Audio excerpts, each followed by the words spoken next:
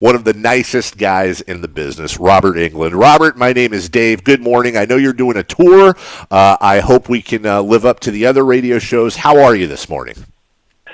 I'm okay. I'm just out there trying to scrape up some candy corn. It's my favorite holiday, Dave. I love it. I love the fact that you are in character. I love the fact that you're coming on to talk about Halloween. I got to ask you, what does Halloween mean to you? Well, I'm usually out of town. I'm usually got a good gig. I'm on at a Comic-Con or a film festival or a midnight screening somewhere. It's usually a busy time of year for me. But since it's Nightmare on COVID Street, I'm going to stay home. I kind of have to guard our house anyway. Once the trick-or-treaters realized Freddie Krueger lived in the neighborhood, I started getting toilet papered pretty heavy. And a couple of years ago, they did a paraffin wax Freddie claw on the brick walkway up to my front door. It took me 6 months to get that crap off of there. But so I sort of have to protect the house, and the pressure's on, because I'm a celebrity. I've got to dole out some really good candy, so I get the big giant Reese's peanut butter cups for everybody. But yeah, I'm probably just going to hang. I think we're going to do a little, mini horror marathon with some of my relatives. Now, forgive me. I hope you're okay with this. But when I saw your name come up, obviously you're known for Freddie Krueger. That is a huge accomplishment for you as a role. But for me, I fell in love with you before you were Freddie Krueger. For me, I was a young kid, and I remember the day my life changed as a little kid when on NBC the miniseries V came on, and you played the role of Willie. And whether it was Julie or Mike Donovan or Diana or any of the other wonderful characters, I thought yours was so fleshed out. I thought it truly was, and I'm nerding out here, an absolute key, not just to the miniseries, but then the bridge to the television series itself. I guess my question is this: Am I on an island here? I know you do a ton of interviews, or do you still get feedback off your role as Willie? Well, it's interesting. V is my breakout. That's the show where people finally learn my name, Robert Englund. I'd done 10 years, 12 years in Hollywood by then, and I'd starred with Jeff Bridges and Sally Field. I'd worked with Barbra Streisand, Burt Reynolds, Charles Bronson. I'd had Susan Sarandon as a leading lady. I starred with the great Henry Fonda in a movie about trucking, but when I did V, people finally learned my name. Until then, I was just a face. I was that sidekick, the best friend. People would send me a beer in a bar, but nobody knew my name. And when I did V, they attached my own name to my face. And that's really important for an actor. And the other thing was V was also, because it's science fiction, it was a huge international success in Europe and Japan. So V and Nightmare on Elm Street back to back really opened the door for me made me an international actor.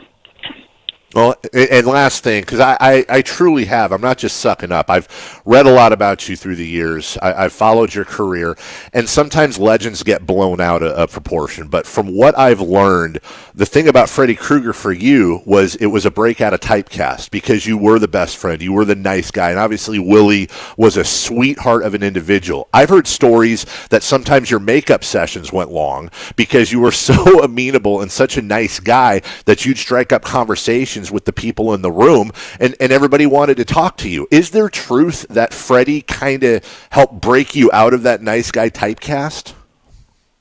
Well, I was worried. I had been typecast in movies in the 70s as a Southerner in my starring roles, and I don't know why. It may have been the way I looked. I'd played one Southerner in my life in a Tennessee Williams play, and that was it. But that I'd been typecast as a Southerner, and I'd been typecast as a sidekick. And then when V was so big, it was so huge, I was getting tons of fan mail. They renegotiated my contract, and I thought I was going to be like this little kind of innocent, sweet Dr. Spock for the next 5 years on American television, and that I would kind of be typed that way. So when the Wes Craven project fit into my schedule during hiatus between the miniseries and the series of V, I was excited because it was just so different. I wanted to work with Wes because I had seen clips of Last House on the Left and The Hills Have Eyes.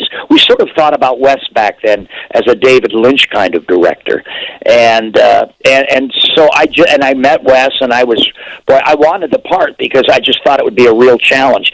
Way down inside me, little Robbie Englund, the child, had been a fan of science fiction and horror movies, and in the subsequent years, I had become kind of a theater snob, doing Shakespeare and Chekhov and Moliere, George Bernard Shaw, all the classics. So I had sort of forgotten my inner fanboy, and Wes sort of taught me how to respect it. So I kind of was intrigued by the challenge of the makeup and the special effects in doing the horror project. I know you're on a tight schedule. I could talk to you all day. I really appreciate your time. I appreciate the fact that you're coming on to just hype up Halloween in a COVID-filled year. I don't know what kind of cojones it takes to toilet paper Freddie freaking Krueger's house, but maybe in the shortage you can hold on to it and keep it for safekeeping. Thank you so much. Congratulations on a wonderful career. Well, thank you, Dave. And hand sanitize your candy corn, my friend. That is Robert Englund, or as he referred to himself as Little Robbie Englund. That's crazy. Not just Freddie Krueger, Willie, and from V, and many other roles. I love doing a morning show because I can fit in stuff like that. I hope you enjoyed it.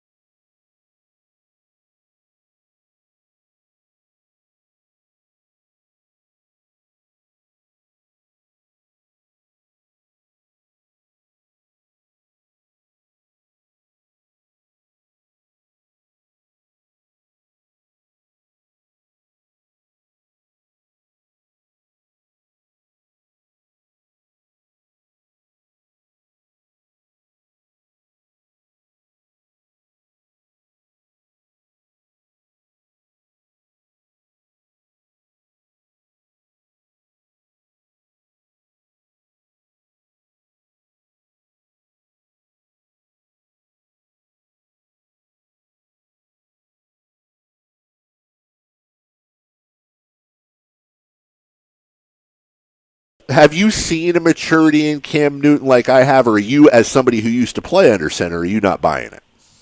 I am buying it, and there's a couple layers to this. And I've known Jeff. Jeff Garcia is a friend of mine. I've known him for years, and I like Jeff. I don't think personally. Let me just start here. I don't wear the clothes Cam would. I'd wear different suits or different clothes. But you know what? We have a lot of guys that have a different fashion sense, and that's okay. I don't really care how you dress. Some wear suits. Some like to wear floral. Some like to wear what Cam does and dress it up. And some think the way Cam dresses is GQ, and some think it's crazy. That's okay. I don't think the way Cam dresses has one thing to do. He may like the attention. Most athletes and stars do because they're used to it. But I don't think it has one thing to do with his performance. Not one. Not 1 ounce did he throw an interception because of the outfit he chose.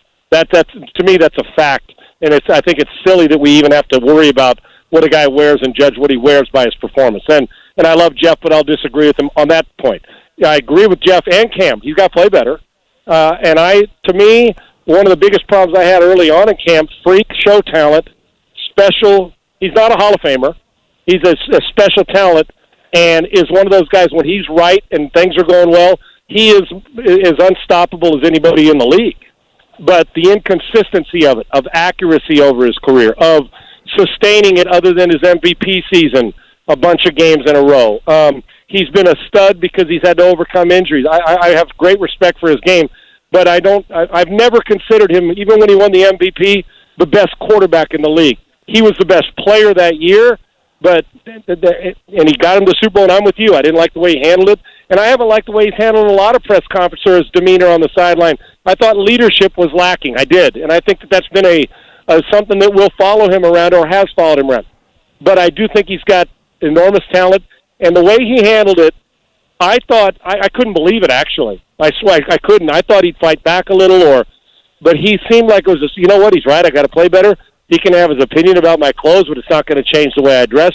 He handled it about as good as anybody could handle anything. Matter of fact, there's a lot of people that could take from what Cam Newton said about what Jeff Garcia or people were saying about him. There's a lot of people that could handle it like Cam did. So I'm hoping it's a step in the maturity process because he's in his, 31? It's time. But I've seen strides of that. And there comes a point when you have your own come-to-Jesus meeting with yourself.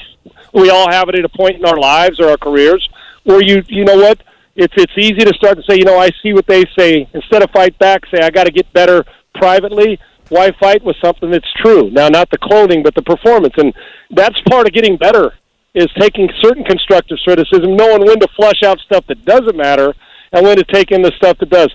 I was actually, when I saw his reaction, I was like, okay, I like this. So, yeah, I thought Cam handled it about as good as you can handle any situation like that, no doubt.